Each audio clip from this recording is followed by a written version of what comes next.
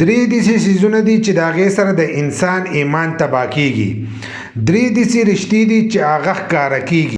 درې انسانان د دریو شیانو نه محرومه کیږي. په اول نمبر باندې کم انسان چې زیات غوسه کوي نو هغه د صحیح فیصلې نه محرومه کیږي. کم انسان چې زیات غوسه نه کوي نو اکثر هغه صحیح فیصله چې دا نشي کولی. نو په غوسه کې چې اکثر هغه کومه فیصله وکړي نو هغه فیصله د هغه لپاره نه صحیح. نو کم سړی چې غوسه نه کوي نو هغه د صحیح فیصلې نه محرومه کیږي. دغه شانتې په دویم نمبر باندې کم سړی چې دروغ وایي، دروغجن سړی چې دی هغه د عزت نه محرومه کیږي. کم سړی چې دروغ وای او دا هغه دروغ نور خلکو ته پته ولګي نو دا هغه خلکو په نسبت باندې دا هغه عزت چې دی هغه کم شي. نو کم سړی چې دروغ وای نو هغه د عزت نه محرومه کیږي. دغه شانتې په دریم نمبر باندې کم سړی چې په تادی باندې خپله کامیابي غواړي نو په تادی په منډه باندې چې دی په هغې کې کامیابي نشته نو ته منډې سړی چې دی هغه د خپلې کامیابۍ نه چې دی د هغې نه محرومه کیږي.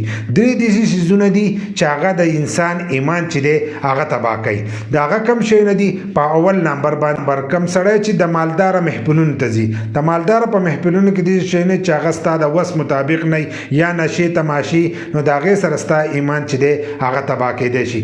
دغه شان په دویم نمبر باندې کم سړی چې د جاهلانو سره بحث کوي لکه د یو جاهل دی او ته د هغه سره چیړ کوي په خبرو کې نو د هغې سره هم ستا ایمان ته چې دی خطره پرېوځي او ستا د هغې سره ایمان چې دی هغه تباه کیدی شي.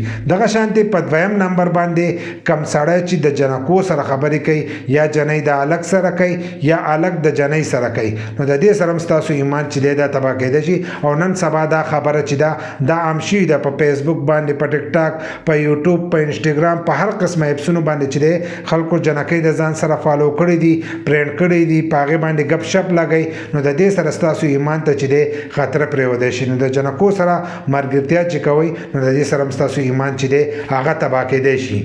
درې داسې رشتې دي چې هغه ښکاره کیږي. په اول نمبر په بوډاوالي کې اولاد. په بوډاوالي کې اولاد چې دی که دا ستا خدمت کوي نو د دغې رشتې به تا ته په بوډاوالي کې چې دی پته به لګي. اوس یو سړی ځوان دی نو هغه خپل هر سره چې دی دا په خپله کولی شي، خو کله چې دی کمزوره شي، ضعیفه شي نو دله چې دی بیا بل خدمت کوي. نو که په دغه وخت کې د دا اولاد دله خدمت کوو نو دغه رشته چې دا درته په بوډاوالي کې پته لګي. دغه شانتې په دویم نمبر باندې چې دی د دوست چې کومه رشته ده نو د دې په مصیبت کې پته لګي. په تاسو مصیبت راغی او په دغه وخت کې د سره دغه دوست ولاړو نو دغه ستا صحیح دوست دی، بل د دغه رشتې چې دی دا په مصیبت کې پته لګي.